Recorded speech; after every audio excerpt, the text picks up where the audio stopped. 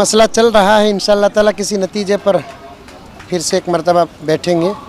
जो नहीं होना था वो हो गया, और पता नहीं कि इसके पीछे क्या इरादे हैं, क्या मंसूबे हैं, क्या नीयतें हैं। मुमकिन है कि अच्छी भी नीयत होगी या नहीं तो और भी कोई नीयत होगी, लेकिन इमारत शरिया के लिए मजलिस नहीं, अमीर ही का होना ज़रूरी है। जी लोगों को मुतालबा है कि सबील से वाबस्ता ही किसी शख्सियत को अमीर बनाया जाए। असल में क्या है कि आप जानते हैं कि दारुल सबील और इरशाद तकरीबन 40-45 साल से इमारत शरिया की खिदमत करता आ रहा है।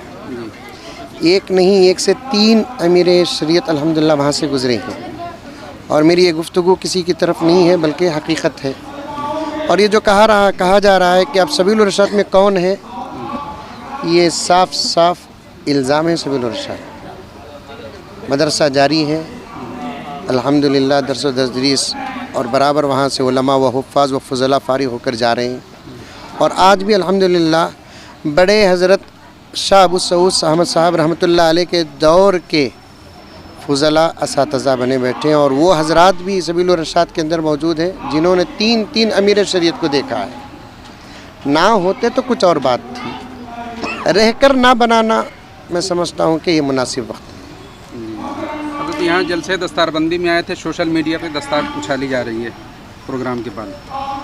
सोशल मीडिया में दस्तार को उछाली जा रही है। आप दस्तारबंदी के एक जलसे में हैं, दूसरी तरफ सोशल मीडिया पे वही समझ रहा हूँ मैं, जो उछाल रहे हैं उनसे पूछिए ना, हमें तो अभी दस्तार पिना कर आए हैं।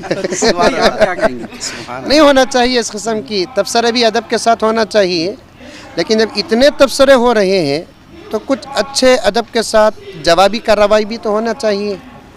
तो कुछ हजरात बहुत अच्छे तबसरे भी कर रहे हैं, उनको नज़रअंदाज करने का मतलब क्या है? अच्छा, एक साहब ने सवाल किया था कि हज़रत से मालूम कर लें कि इमारत में कुछ हजरात ऐसे भी हैं जिनके ऊपर केसेस चल रहे हैं, अगर उनमें से किसी एक साहब को मुंतखब कर लिया गया जिनके ऊपर केस है और खुदा न खास्ता एजेंसियों ने उठा लिया, तो क्या कहेंगे कि अमीर शरीयत को एजेंसियाँ उठा ले गई? नहीं, उनके केसेस अलग चीज़ हैं, और उनका इल्म अमल और उनका तक़वा तहारत वो अपनी जगह पर है, उससे और इससे जोड़ा नहीं जाएगा। ऐसे बहुत सारे हजरात हैं जो बड़े बड़े ओहदों पर फाइज हैं, उनके ऊपर बड़े बड़े केसेस भी हैं। आप हिंदुस्तान का आप नहीं, लेकिन केस तो ख़त्म नहीं होगा ना। केस अगर चलता रहा और नौबत जो है उनको ले जाने की आ गई, मैं वही बोल रहा हूँ कि केस का ओहदे से, इस ओहदे से कोई ताल्लुक़ नहीं है, लेकिन सवाल केस को लाकर ओहदों के साथ न जोड़ें। सवाल है ना इमारत उनका करता रहेगा, ये बताएं। ऐसे बहुत सारे उलमा किराम हैं जिनके पीछे केस पड़े हुए हैं ना,